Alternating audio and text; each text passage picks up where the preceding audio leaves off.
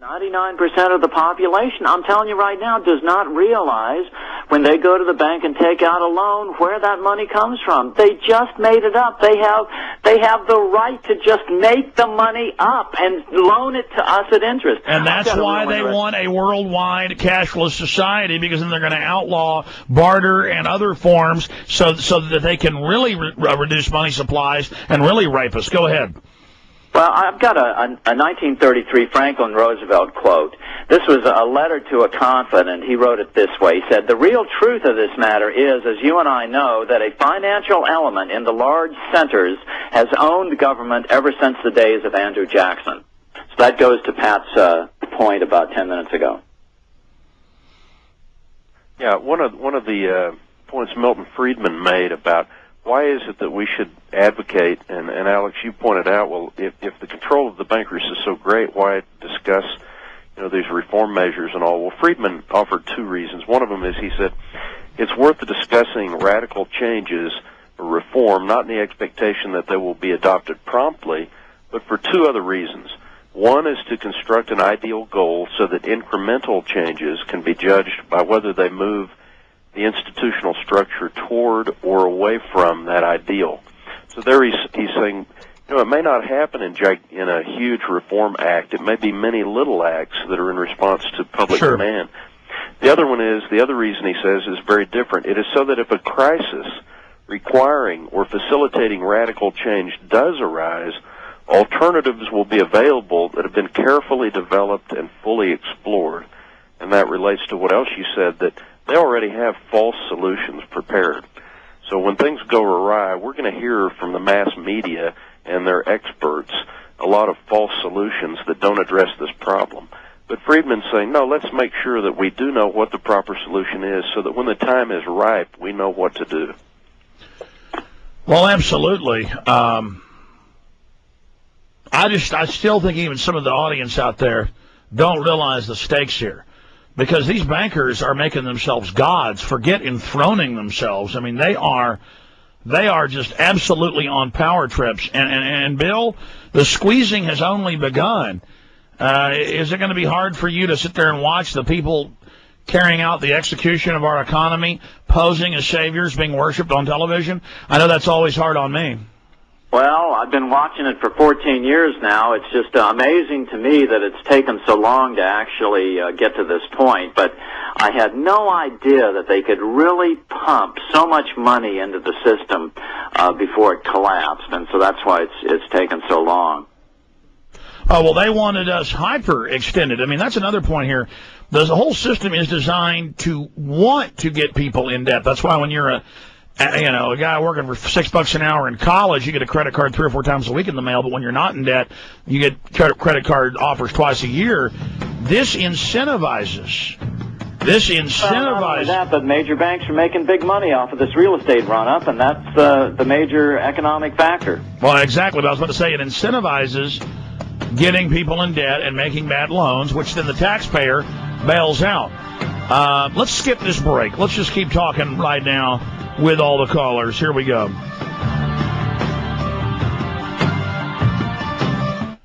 Okay, I'm going to skip that break, folks. I do that sometimes. Here for the Infowars.com audio streams and the people watching on PrisonPlanet.tv, the AM and FM listeners and shortwave listeners do not get to hear these behind-the-scenes interviews, but it's just too important to not waste time. Let's go ahead and talk to Todd, Rick, Bronco, and others. Todd in Ohio, you're on the air with the makers of the Money Masters. Yeah, I have 2 questions for Bill and Pat if there's time. First question, I've been telling people for years that we need a debt-free fiat money system. Now, the objection that I usually get is that the government is so untrustworthy that if you gave them this power, that within a few years you'd have runaway hyperinflation and all these horrible things would happen. But they have given the power to their private banker buddies, so it's even worse with no transparency. But go ahead. Absolutely. Very simple answer before we go on, and that is, yes, that's true. However, they are electable, and the current people who control the quantity of money in the system are not electable. I think the biggest issue is education, because the public doesn't know how this works, and that, I think, is the first. That's why you made the film. But I'm going to shut up, Todd. Go ahead and finish your question. Yeah, well, I was going to say the response I usually give to that is that the fact that the government is currently untrustworthy is that no more justifies keeping money issuance in private hands than it does turning the power to declare war over to private companies like Halliburton and Blackwater.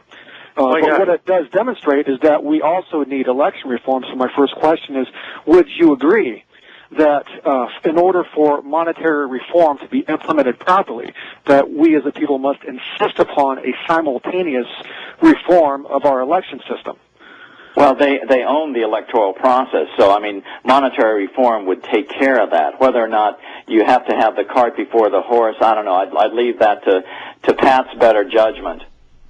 Well, I mean, obviously both should be worked on simultaneously. There's no reason to focus exclusively on one type of reform when more than one is needed. So, you know, anything that will make it a more democratic process, that's fine, and we should work for that. At the same time, we should work for monetary reform.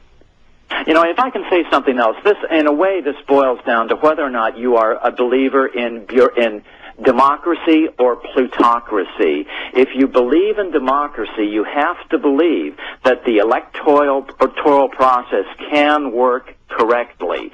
And so therefore, the elected representatives of the people should have the most important power of government, according to Lincoln, namely the monetary power, in their hands. If you don't believe in elected government, then you believe in plutocracy, which is the current system whereby the bankers make their own rules about how much money they can create.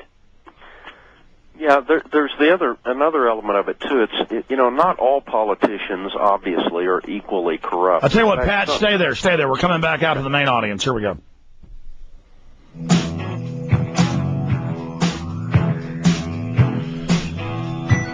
It's very simple. We have private banking families, and not your bank down the street. The big banks, J.P. Morgan, Chase, and a few others. The Rothschilds and Rockefellers, that's who owns the stock in those companies. That's who dominates and controls that private stock. They are cold-blooded. They are predatory. And so we can debate what monetary reform we want. Their reform is more banker control, world regulation, world tax on carbon. Just totally going from out of the frying pan into hell. I mean, you know, getting deeper into their system, kind of like a boa constrictor eating a monkey saying, here, I'll help you. Let me just get your tail finally down my gullet, instead of the monkey, you know, trying to fight its way out. So we can debate this all day long. We were just now talking behind the scenes there for Infowars.com stream listeners. You got to go to the streams, folks. If you're listening on another stream on the web somewhere and you're not hearing the behind the scenes stuff, you got to go to Infowars.com and listen to those streams. We were just now discussing that, and I mean, it's a no-brainer. The central banks, the private families, own most of the gold and silver. It's a great investment. You need to be in it because that beats the fiat currencies. But the problem is, if they come up with that monetary reform of now, let's get off that and go to this, that puts us right back under their control. Now, I disagree with Bill Still, who's a very smart guy.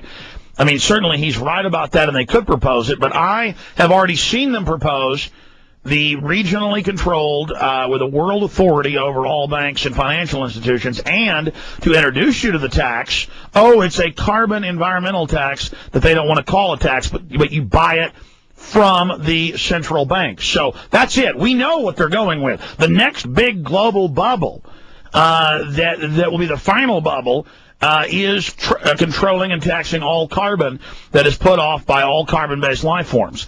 So this is taxing you to breathe. You're going to have your own a bureaucrat assigned to you that inspects your home on a monthly basis. I mean, it's so hellish. It's not my opinion. So when this all happens, don't say, oh, my God, Alex, you were psychic again. It's all so we're having some debate. Are you still there, Todd? Yes, I mean, try to finish up your point of what you're trying to say. Well, actually, I'd finished my first point. My second point has to do with inflation, which you talk about a lot. And I often hear it implied, though it's never really stated in so many words, that the problem with our current dollar crisis, monetary crisis, is that we have too much money chasing too few goods. Well, I happen to have a copy of the Truth and Money book, which is quoted in the Money Masters documentary. Right. And one of the key phrases in there is that... Or are you still there? Yeah, it's a great book. Yeah, what I was going to say is one of the key phrases in there is that we have a, quote, built-in shortage of money, end quote. And the reason we have a built-in shortage is two reasons. Number one is whenever the bank loan is repaid, or the principal of a bank loan is repaid, that money vanishes. It's uncreated. And the second reason... Yeah, but that's why they always want more debt. Right, but the interest, the money needed to pay the interest is never created. And so if everyone got out of debt, all the money supply would vanish, but there would still be billions and all this compounding interest debt.